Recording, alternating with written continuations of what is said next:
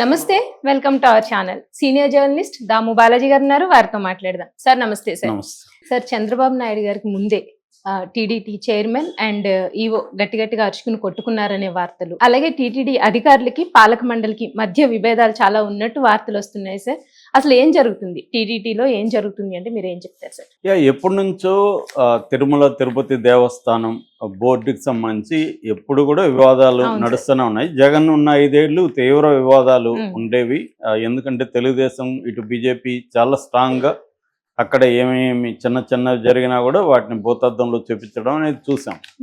So అయితే ఇప్పుడు చంద్రబాబు ప్రభుత్వం వచ్చినాక గత ప్రభుత్వం ఉన్నప్పుడు టీటీడీ బోర్డుకి సంబంధించి కానీ అక్కడ జరిగే అనేక కార్యక్రమాల్లో ఉన్న వీళ్ళు విమర్శించినవన్నీ కూడా తొలగిపోతాయని అనుకున్నారు. కానీ అవి ఇంకా పెద్దవైనాయి.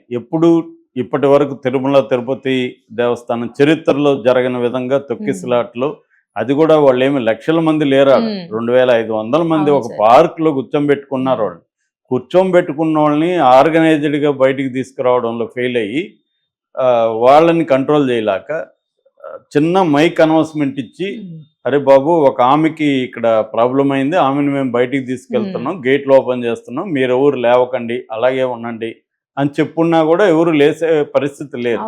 ఈ మినిమం కూడా కామన్ సెన్స్ లేకుండా పెద్ద గేట్ ఓపెన్ చేసేయడంతో వీళ్ళు అప్పటికే దాదాపు 24 గంటలుగా వెయిట్ చేస్తున్నారు. సో వెయిట్ చేస్తున్న వాళ్ళు ఒక్కసారిగా పరిగెత్తుకొని రావడంతో తొక్కిసలాట జరిగి చనిపోయారు. సో ఇది జరిగినప్పుడు డైరెక్ట్గా దీనికి టీటీడీ బోర్డు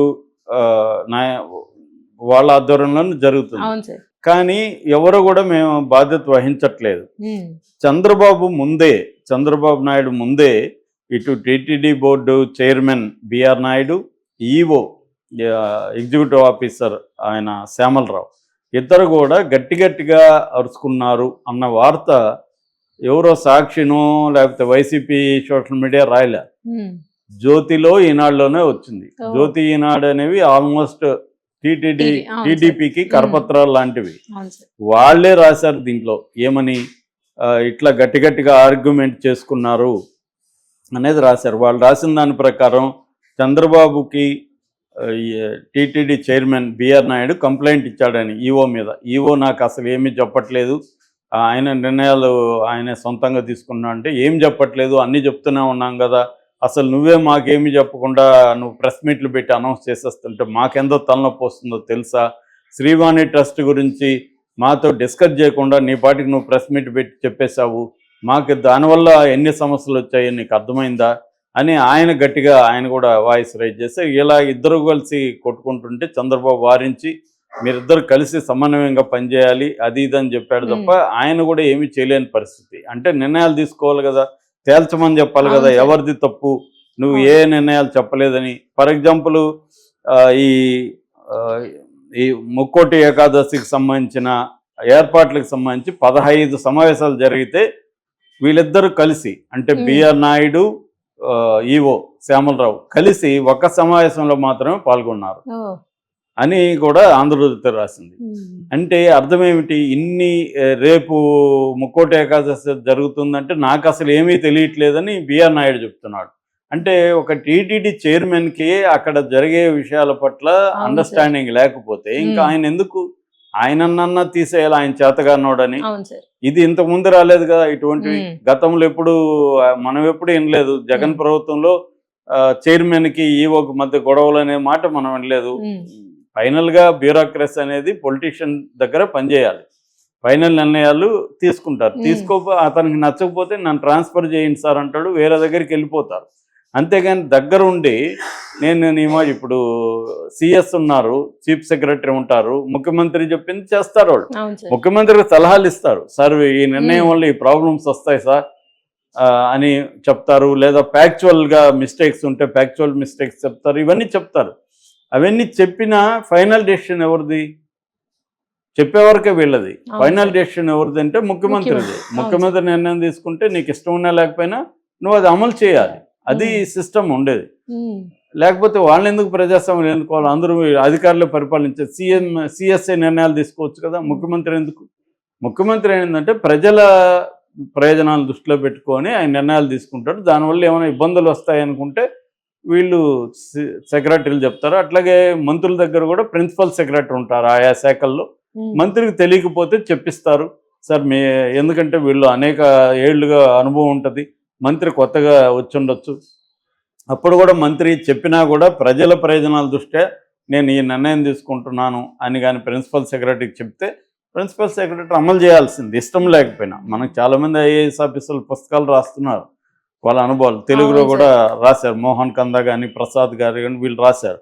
అది చదివితే కూడా ఇలాంటి అనుభవాలు చాలా ఉంటాయన్నమాట. ముఖ్యమంత్రులతో కానీ ప్రధానమంత్రులతో కానీ. ప్రసాద్ అని ఆయన మన పివి నరసింహారావు దగ్గర కూడా పనిచేస్తారు. నేను అట్లాగే కొన్ని మోడీ దగ్గర పనిచేసిన వాళ్ళ పుస్తకాలు కూడా చదివాను.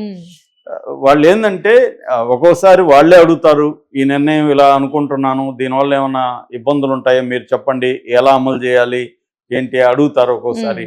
ఒక్కోసారి ఇప్పుడు సీనియర్ చంద్రబాబుకి ఆయన బోల్డ్ మందిని ఇట్లాంటి వాళ్ళని చూశాడు, ఆయనకి అపారమైన అనుభవం ఉంటుంది కాబట్టి అలాంటి వాళ్ళు ఏంటంటే అవి కూడా ముందుగానే ఆలోచించుకొని చెప్తారు. ఒక్కోసారి అడుగుతారు కూడా వీళ్ళ అనుభవం ఏంటి వాళ్ళ నుంచి అని.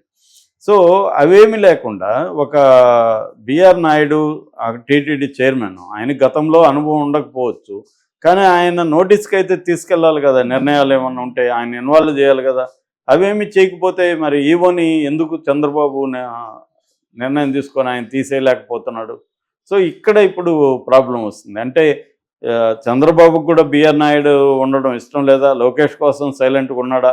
ఎందుకంటే ఇక్కడ ఇంకొకటి కూడా ఉంది, అసలు ఆంధ్రజ్యోతి రాధాకృష్ణకి బిఆర్ నాయుడిని పెట్టడం ఇష్టం లేదు. అప్పటి నుంచే చంద్రబాబుకి వ్యతిరేకంగా తెలుగుదేశానికి వ్యతిరేకంగా రాధాకృష్ణ చేస్తున్నాడు, ఇలాంటి ఆరోపణలు కూడా ఉన్నాయి. సో ఏదేమైనా ఇదొకటి. రెండవది, చంద్రబాబు సూచన మేరకు పాలక మండలిని సమావేశపరిచారు ఈ విషయం మీద డిస్కస్ చేయడానికి. ఆ పాలక మండలిలో చాలామంది సీనియర్లు కూడా ఉన్నారు. ఇటు భానుప్రకాష్ రెడ్డి, పనబాక లక్ష్మి, జ్యోతిల్ నెహ్రూ, ఎంఎస్ రాజు ఆయన ఎమ్మెల్యే కూడా, మహేందర్ రెడ్డి, ఇలాంటి వాళ్ళంతా కూడా పార్టిసిపేట్ చేశారు మొన్న. ఎవరో కొంత నార్త్ ఇండియా నుంచి ఉన్న ఒకరిద్దరు సభ్యులు తప్ప అందరూ వచ్చారు.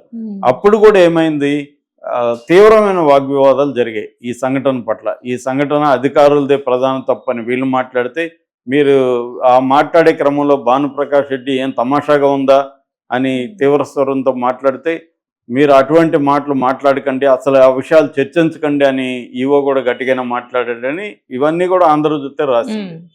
మరి ఈ స్థాయిలో అక్కడ అధికారులకి ఇటు బోర్డు మెంబర్లకి పాలక వర్గ మండలి మెంబర్లకి మధ్య ఇంత ఘర్షణ వాతావరణం ఉంటే ఇంకా నిర్ణయాలు ఏమి జరుగుతాయి?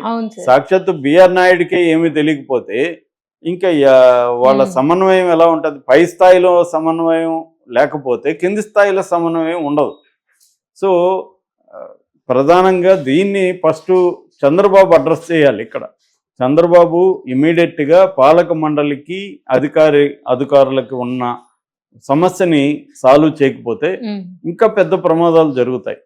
సో బిఆర్ నాయుడు కొత్త కావచ్చు కానీ ఆయన తెలుసుకోవాలి, అధికారుల అభిప్రాయాలు వినాలి. పాలక మండలి సీనియర్ మెంబర్లు ఉన్నారు, ఆల్రెడీ గతంలో పనిచేసిన వాళ్ళు ఉన్నారు, వాళ్ళ అనుభవాల నుంచి నేర్చుకోవాలి. అవేమి జరుగుతున్నట్లేదు.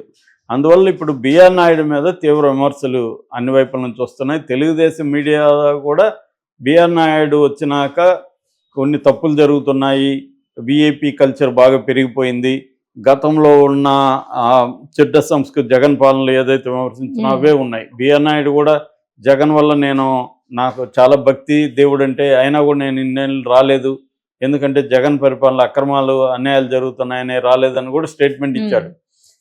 మాట్లాడితే ఆయన గతంలో జగన్ ప్రభుత్వం మీద విమర్శలు చేస్తుంటాడు. మంచిదే, జగన్ ప్రభుత్వంలో గతంలో జరిగిన దాన్ని వీళ్ళు ఎత్తి చూపడం అవన్నీ ఓకే, కానీ వాటిని రిపీట్ చేయకూడదు. అంతకంటే ఎక్కువ జరుగుతున్నా కూడా సైలెంట్గా ఉన్నారు. అసలు మొదటికే మోసం అంటే బిఆర్ నాయుడు చైర్మన్ని అధికారులకు ఖాతరు చేయకపోతే మరి ఆయన ఇన్ని రోజులు ఏం చేస్తున్నాడు? చంద్రబాబు దృష్టికి ఎందుకు తీసుకెళ్ళలేదు?